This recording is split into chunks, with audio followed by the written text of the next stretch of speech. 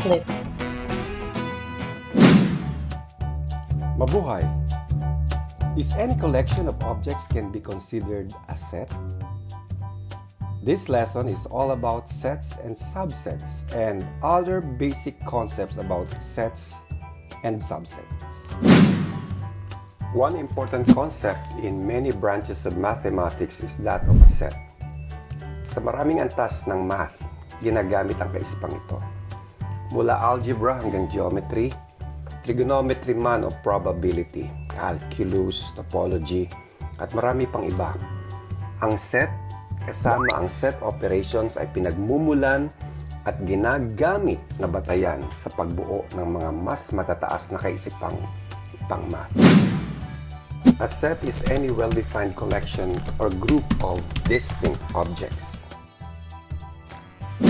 Each object in a set is called an element or member of the set. Ang element ng set ay maaaring anumang bagay. Numbers, letters, symbols, pangalan ng tao, hayop, bagay o lugar, at kung ano-ano pa. If an object X is an element of set A, we can write this in symbols this way.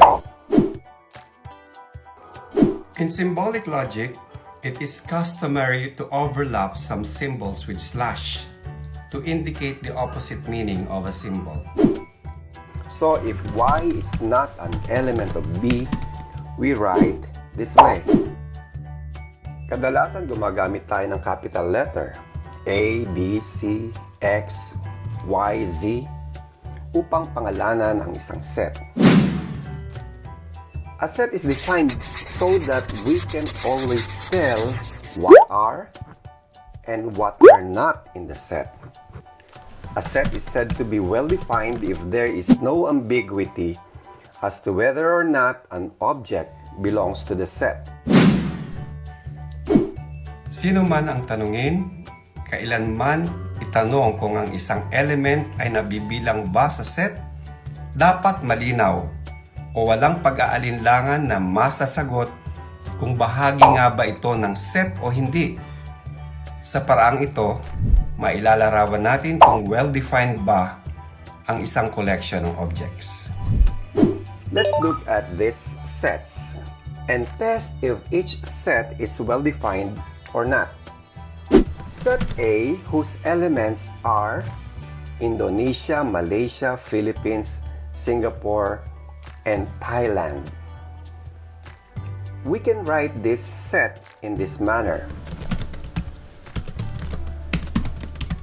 Malinaw kung ilan at kung ano-ano ang mga elements ng set A, di ba? Kaya ito ay maituturing na well-defined. Ang mga set na nakasulat sa roster form ay well-defined set. Later, we will talk about different forms of writing sets. Set B, whose elements are the superheroes. Different students may give different lists for this set. Here are some possible lists. Obviously, B is not well-defined kasi nagkaroon ng iba't ibang pakahulugan sa salitang superheroes. So, B is not well-defined and therefore not qualified to be called a set. The two examples show that not all collection of objects can be considered a set. Some are simply collections of objects. Now try this. Can you determine whether each of these collections of objects is a set or simply a collection of objects?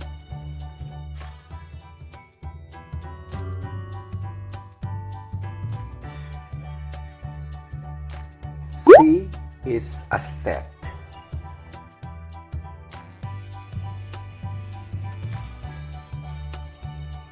D is only a collection.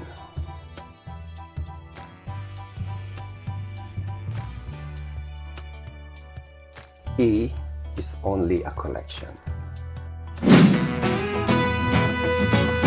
For more matitinig tips, just click MathKlik. And please, don't forget to subscribe and click the notification bell for our next video lesson. See ya!